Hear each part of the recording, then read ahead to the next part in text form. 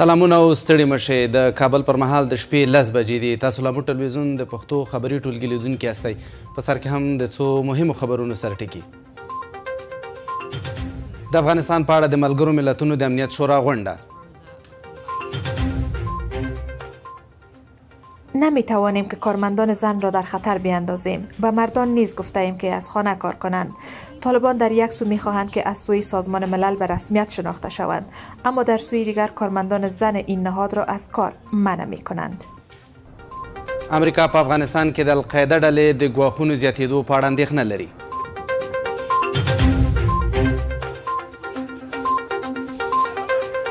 د ښوونځیو پرانیستو په اړه له طالبانو د افغان نجونو غوښتنه.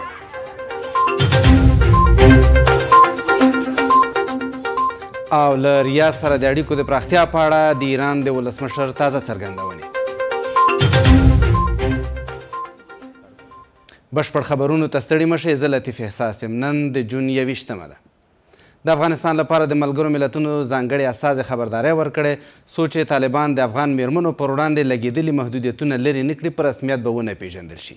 د افغانستان لپاره د ملګرو ملتونو عمومي منشي استازي په دې ناسته کې د وینا پر مهال د طالبانو رژیم د سیاسي پلوه منځوي او ځان غوښتونکی بللی دی. غونډه کې ویل شوي چې د طالبانو رژیم جوړښت په بشپړ ډول نارینه دی او د طالبانو له کلیوالي بنسټ څخه سرچینه اخلي. د دې ناستې ګډونوالو ټولو په یوه غږ له طالبانو وغوښتل چې د افغان میرمنو په وړاندې د محدودیتونه لرې کړي او ټولګډونی حکومت دې جوړ کړي. د افغانستان لپاره د ملګرو ملتونو ځانګړي استازي خبرداری ورکوي ترڅو چې طالبان د افغان میرمنو پر وړاندې لګېدلي محدودیتونه لرې نه کړي په رسمیت به ونه پیژندل شي. د افغانستان لپاره د ملګرو ملتونو د عمومي منشي استازي روزا اوتنبایوا په دې ناسته کې د وینا پر مهال وایي طالبان سیاسي پلوه منځوي او ځان غوښتونکي دي. اوتنبایوا وایي طالبان او جوړښت په بشپړ ډول نارینه دي او د طالبانو له کلیوالي بنسټ څخه سرچینه اخلي. د دې ناستې ګډونوالو ټولو په یوه غږ له طالبانو وغوښتل چې د افغان میرمنو په وړاندې محدودیتونه لرې کړي او یو ټولګډونه حکومت رامنځته کړي. نشو کولای چې ښځینه کارکوونکي له ګواښ سره مخ کړو. نارینهو ته مو هم ویلي چې له کوره کار وکړي. طالبان له یوې خوا غواړي چې د ملګرو ملتونو سازمان لخوا په رسمیت وپیژندل شي، خو له بل لوري د دغه بنسټ ښځینه کارکوونکي له کار کولو منع کوي. هغې همداراز وویل ټولګډونه دولت داسې موضوع ده چې د افغانستان لپاره د ځانګړو استازو د مې میاشتې په ناسته کې مو ورته اشاره وشوم. د ملګرو ملتونو دغه مسؤله وایي د ملګرو ملتونو سازمان چارواکو طالبانو ته ویلي د طالبانو په رسمیت پیژندل تر هغه وخته ناشوني دي چې د ښځو او نجونو په هکله فرمانونه لرې نه شي. طالبان په دې فکر دي چې ښځه باید په کور کې ناست وي او هیڅ ډول ټولنیز او سیاسي فعالیت ونه لري. دویمه مسئله د قوم ده. یو مسئله باید ډېر روښانه یې غدا چې ټول پښتانه طالبان نه دي او نه هم ټول طالبان پښتانه دي. خصوصا نشست‌هایی که در چارچوب شورای امنیت ملل متحد صورت میگیره و در چارچوب شورای حقوق بشر ملل متحد صورت میگیره روی تعدیل رفتار طالبان در گذشته نقش بسیار جدی و کلیدی داشتن و در آینده هم خواهند داشت. ما نمیفهمیم که اگر چشم ناظر جهان خصوصا این دو نهاد بر طالبان نمی بود، طالبان ممکن بود که دست به جنایات هولناکتر بزنن. په دې ناسته کې د افغانستان د امنیتي وضعیت بشري حقونو افغانانو ته د مرستو رسولو په اړه خبرې وشي. د ملګرو ملتونو امنیت شورا له دې مخکې هم د روان کال په غوی میاشت کې د افغانستان په اړه ناسته کړې وه. په هغه ناسته کې د ښځو او نجونو پر زده کړو او کار د طالبانو محدودیتونه غندل شوي وو.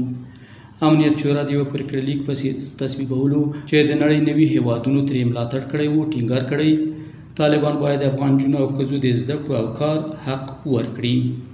دا ناسته په داسې حال کې ترسره کیږي چې طالبانو له واکمنېدو کابو 2 کاله تېرېږي او طالبانو په دې موده کې له شپږم ټولګي پورته نجونو ښوونځي تړلي او دوی له تحصیل او په نادولتي موسسو کې له کار کولو منع کړي دي.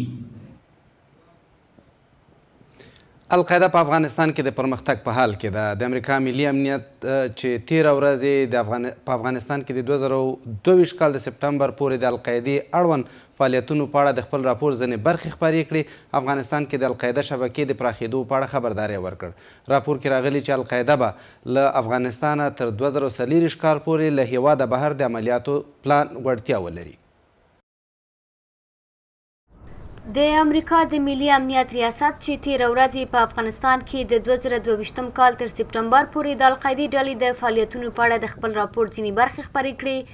په افغانستان کې د دې شبکې د حضور او فعالیتونو په اړه خبرداری ورکړی او ویلي دي چې القاعده به په افغانستان کې دننه تر 2023 کال پورې په بهر کې د عملیاتو ترسره کولو وړتیا پیدا کړي. خو په دې اعلامیه کې راغلي چې القاعده شبکې تر اوسه د افغانستان له دننه د امریکا لپاره د ګواښ رامنځته کولو وس نه لري.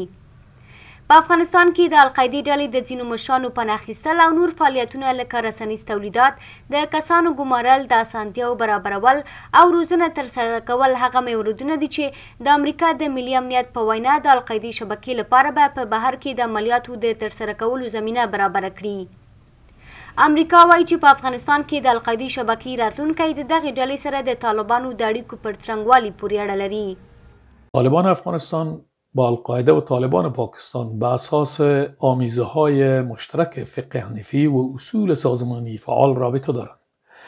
از طرف طالبان افغانستان جز ترفند این که از افغانستان به هیچ کشور همسایه اجازه حمله داده نمی شود، اعلامیه مبنی بر قطع رابطهشان با القاعده TTP و دیگر سازمان های تروریستی صادر نشده. د امریکا د ملي امنیت عمومي ریاست په دې باور دی چې په افغانستان کې د القاعدې شبکې د حضور په اړه هر ډول بدلون ښایي په تدریجي ډول رامنځته شي او د امریکا د ملي امنیت ادارې موندنې ښیي چې په افغانستان کې د القاعدې د حضور په اړه دغه بدلون به تر 2023 کال زیات شي، تر هغې چې دغه شبکه به د بهرنیو بریدونو ترسره کولو وړتیا هم ترلاسه کړي. یقینا اگر تحرکات مجهول و نامعلوم در افغانستان صورت میگیره و این تحرکات واضح نمیشه برای خود افغانا و همچنان بر کشورهای منطقه و جهان، این میتونه یک سویزن را وجود بیاره و سبب نگرانی ها شود. تیر کال د کابل په تر ټولو خوندي ځای کې د القاعدې شبکې د مشر وژل کېدو د طالبانو او القاعده شبکې ترمنځ د اړیکو په اړه ډېرې نیوکې راپورته کړي. اوس امریکا په افغانستان کې د طالبانو تر واکمنۍ لاندې د القاعدې ډلې د زیاتېدونکو ګواښونو په اړه خبرې کوي چې طالبانو د القاعدې شبکې په ګډون له ټولو ترهګرو ډلو سره د اړیکو پرې کولو ژمنه کړې او پر وړاندې به یې مبارزه کوي او دننه په افغانستان کې د دغو ډلو پر وړاندې د مبارزې ډاډ ورکړی.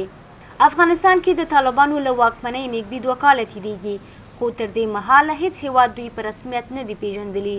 د القاعدې په ګډون له ټولو ترهګرو ډلو سره د طالبانو د اړیکو پرې کول، بشري حقونو په تیره بیا د ښځو حقونو ته درناوی، ښځو ته د کار او زده کړو اجازه ورکول او همداراز د یوه ټولګډونه حکومت رامنځته کول د نړۍ له هغو غوښتنو څخه دي چې له طالبانو سره د تعامل لپاره یې د عملي کولو تمه لري. د طالبانو له لورې د شپږم ټولګي پورته د نجونو پر مخ د ښوونځیو تړلو یو شمېر زده کوونکو ته سرخوږی جوړ کړی.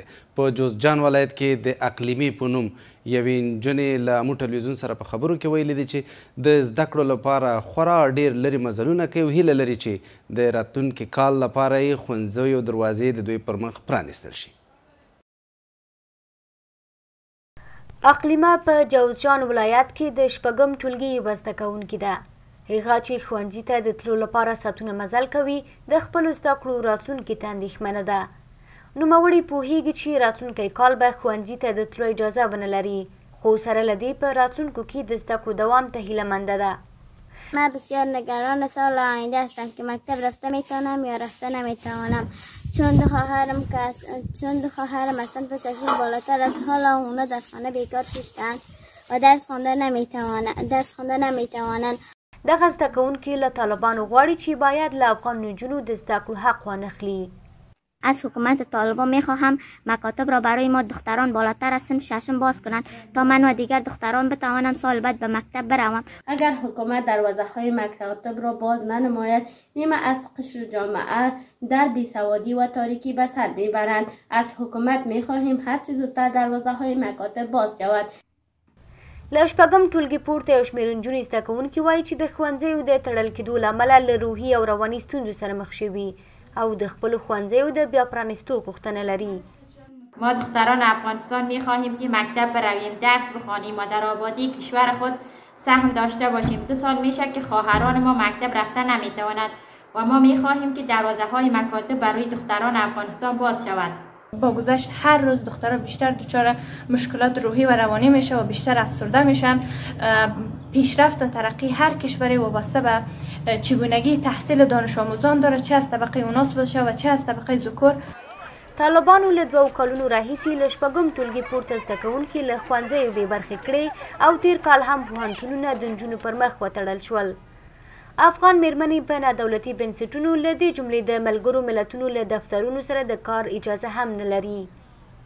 تازه د ملګرو ملتونو د بشري حقوقو راپور ورکوونکي ریچارډ بنیټ په خپل راپور کې ویلي چې طالبانو 50 داسې فرمانونه صادر کړي چې له مخې د ښځو ازادي ترې اخیستل یا محدوده شوې ده. د طالبانو بیا واکمنۍ سره نه یوازې پر ښځو ژوند محدود شوی بلکې پر خپلو بندیزونو سره افغانستان کې سینما هم سقوط کړې ده. محمد یونس چې د ننګرهار ولایت د سینما لوبغاړی دی اوس مهال بد اقتصادي وضعیت سره لاس او ګریوان دی. افغانستان کې د نظام د بدلون سره د ټولنې د نورو وګړو سربیره یو شمېر سینمایي لوبغاړي هم جلا وطنۍ ته مجبور شول، خو هغوی چې په افغانستان کې پاتې اوس تر بل هر وخت سخت ژوند لري. محمد یونس کاموال اوس یوازې تېرې کړنې او فعالیت په یاد راوړي او د دغه راز فعالیتونو لپاره یې هیله له لاسه ورکړې. نوموړی چې 14 کاله یې په ننګرهار کې د تیاتر په برخه کې کار کړی او په دې ولایت کې ګڼ مینوال هم لرل، اوس یوازې خپلې پخوانۍ ویډیوګانې ګوري. او 14 دغسې شاوخوا کلونه کېږي چې زه سره د شوق مې و او دې ډګر ته راغلی یم او کوزه پښتونخوا نه مې شروع کړې، سټیج ډرامې به هلته کولې پېښور کې. او بیا چې کله زه ګران افغانستان ته رالم نو تاسو ته مخکې خبرو کې عرض وکړو چې دې رسنیو سره مې بیا کار شروع کړو. د طالبانو په بیا واکمنېدو سره هغه د هنري فعالیتونو په نشتوالي کې د خپلې 8 کسیزې کورنۍ لپاره د یوې مړۍ ډوډۍ د پیدا کولو په اړه اندېښمن دی. کله جمهوري نظام و زموږ په افغانستان کې نو په سټیج پروګرامونه به موږ په باغ امیر شهید کې شوګانې جوړېدې، پروډیوسرانو به شو جوړه کړه، بیا مختلف کسانو ته خپله حق زخمه ورکوله، ټکټ بیا اخیستو، موږ به پکې تمثیلي پرچې کولې، دې سره به د کوزې پښتونخوا نه هنرمندان راتله، موسیقي به پکې وه، اکثره ډېر هنرمندان به پکې سندرې ویلې. نوموړی زیاتوي د سینمایي فعالیتونو په نشتوالي کې ژوند ورته سخت شوی او خواشینی دی چې د تیاتر په برخه کې لاسته راوړنې په سیند لاهو شوې. تیاتر هنر دی او دغه هنر قدردانی باید وشي، خو اوس مهال دغه هنر زپېدلی دی او رنځېدلی دی. هیله دا ده چې دغه هنر د بیا احیا لپاره کار وشي، ځکه چې دا په هر حال کې ضروري ده، د خلکو د پیغام رسولو یو وسیله ده. ادب پوهان له طالبانو غواړي چې هنري فعالیتونو ته درناوی وکړي. په افغانستان کې د طالبانو په واکمنېدو سره نه یوازې ښځې له محدودیتونو سره مخ شوې بلکې سندرغاړي او د سینما برخې هنرمندان هم د هنري فعالیتونو د نشتوالي له امله له ګڼو ستونزو سره مخ شوي دي.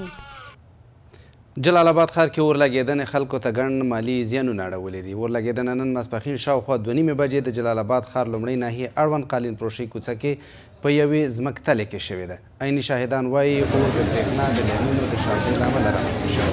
تر اوسه د اوښتو مالي زیانونو کره شمېر نه دی معلوم، خو زیانمن خلک وایي چې د زیان کچه تر میلیونونو اوړي. هلته خلکو غوښتنه کړې چې هر څومره ژر کیږي د زیانمنو خلکو سره د چارواکو له لورې مرستې وشي. بامیانو ولایت کې د لاسي صنایعو د دودونې په موخه 2 ورځنی نندارتون جوړ شو. که څه هم په دې وروستیو کې بامیانو ولایت ته د کورنیو بهرنیو سیلانیانو ورتګ کم شوی، خو د نندارتون موخه د سیلانیانو راجربول ښودل شوي دي. د نندارتون جوړونکي وایي هڅه کوي له دې لارې د خپلو توکو لپاره بازار پیدا کړي. د بامیانو ولایت د لاسي صنایعو او سیمهییزو تولیداتو 2 ورځنی نندارتون د ولایت ته د سیلانیانو د جلبولو په موخه ترسره شو. زوحاق چې 2 کاله کېږي د لاسي صنایعو په برخه کې کار کوي، د خپل کاروبار د نشتوالي په اړه خبرې کوي، خو هیله لري چې په راتلونکي کې به یې کارونه لا وغوړېږي. صنایع دستی مدت 3 سال شده بود که وضعیت کاروبار خیلی کم شده بود. همین توی پارسال کم همینطور رو به رشد رفته. ما خیلی امیدوار بودیم، زمستان یک ذره تولید داشتیم، این بهار هم یک بهار خوب پیش روی داریم. د مقدس لاسي صنایعو د ټولنې مشره خادم احمدي له 6 کلونو راهیسې د لاسي صنایعو په برخه کې په کار کولو بوخته ده او وایي چې 100 ښځینه کارکوونکي لري. فعلا نظر در شرایط فعلی کاروبار کمی بازارش کسل هست. این نمایشگاه ها که برای ما برگزار میشه یک چیزی هست که ما میتونیم محصولات خود را به نمایش بذاریم در این قسم اینجا و این محصولات که ما داریم به نمایش بذاریم و قراردادهایی را بگیریم، هم قراردادهای داخلی و هم قراردادهای خارجی را که برای ما هم منفعت اقتصادی خیلی بالا داره و کمک میکنه به رشد اقتصادی خانم ها که خانم ها از نظر اقتصادی پیشرفت بهتری داشته باشن. اناهیتا محمدی په بامیانو کې د یوې هنري کارخونې مشره ده چې شاوخوا 7 میاشتې کېږي دا کارخونه یې جوړه کړې ده. په دې کارخونه کې اغلې محمدي د کاري شبکو سوځولو او د اوبدلو له میتودونو څخه په استفادې سره تابلوګانې او هنري محصولات جوړوي. خیلی خوشحال هستم که امروز اینجا آمدم و تانستم این هنر را که یاد دارم برای مردم نمایش کنم و اونا ازشان استفاده بکنن. حبیب د سیمه ییزو تولیداتو او د ښځو لاسي صنایعو د دغه نندارتون له لیدونکو څخه دی. هدف آمدن ما یه که حمایت کنیم صنایع محلی را، تولیدات محلی مردم خود را حمایت کنیم و بتونیم که صنایع محلی را تقویت کنیم، رشد بکنیم. په همدې حال کې د بامیان ولایت لپاره د طالبانو والي عبدالله سرحدي د دغه ولایت له ښځینه سوداګرو او سیمه ییزو تولیدونکو سره د همکارۍ ژمنه کوي. مردم بامیان یقینا زحمتکش است، هم مرد هم زن خواهانی است که به پای خود ایستاد شود. ما انشالله مکمل همکاری که تیازو میکنیم، هم کدایم، اما از تمام مؤسسات خواستیم که امو چیزا که به دست خودش جور میکنه باید داخلی افغانستان هم براوه، بیرون از افغانستان هم براوه تاکي سر پای خود ایستاد شوه. د بامیان اوسیدونکي وایي په ژمي کې په بامیانو کې د لاسي صنایعو د پلور بازار کمیږي، خو په دې ولایت کې د ګرځندوی موسم له پیلېدو او د هوا له ګرمېدو سره د لاسي صنایعو او ځایي محصولاتو د پلور بازار ډیریږي.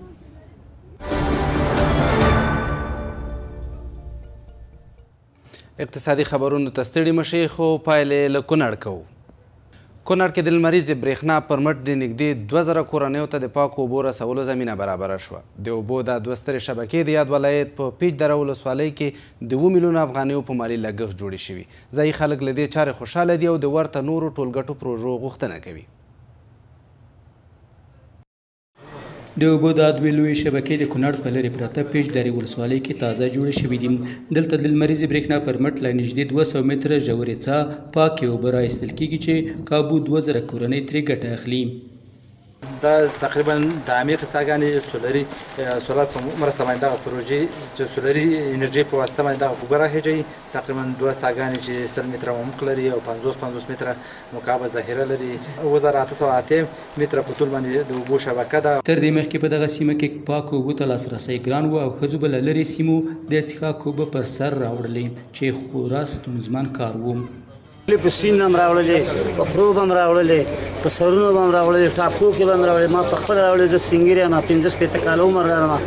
بلا هغه زما ورونو ته وګوره، خویندې ورونو ته وګورئ، تاسو خپله وګورئ. هلته اوبه نه وې، د هغه ځای نه به زموږ زنانه خویندې میندې زما راتلې ځای نه به اوبه موږ خېجولې. نو اوس موږ د دې نه ډېره مننه لرو. د دې شبکې په جوړولو سره یو شمېر ځوانانو ته هم د کار زمینه برابره شوې. د سیمې اوسېدونکي هم د دې پروژې په عملي کېدو خوښ دي. دغه مؤسسې د سرچینو مؤسسې لخوا چې دغه مټاکۍ جوړه شوله، دغه لخوا څخه موږ ډېر زیات خوشحاله یو. واقعا چې دغه ستونزه د اوبو حقیقت لرو او ټاکۍ ته جوړه شوله، موږ ټول کلیوال پرې خصوصا ځوانان پرې ډېر زیات خوشحاله یو. ولې دې کې مزدوري وکړله، کار یې وکړو، دغه اوبو ته راورسېدلې، ډېر زیات خوشحاله. کونړ له هغو ولایتونو دی چې په ډېری سیمو کې خلک پاکو اوبو ته لاسرسی نه لري. دوی له مسؤلینو او د مرستندویو بنسټونو له مسؤلینو غواړي چې له دوی سره د پاکو اوبو په برابرولو کې مرسته وکړي. که څه هم کونړ څپانده سیند لري، خو د چارواکو بېغوري او د پاکستان فشارونو د دغه سیند له اوبو افغانان بې برخې کړي دي. څو لنډ اقتصادي خبرونه.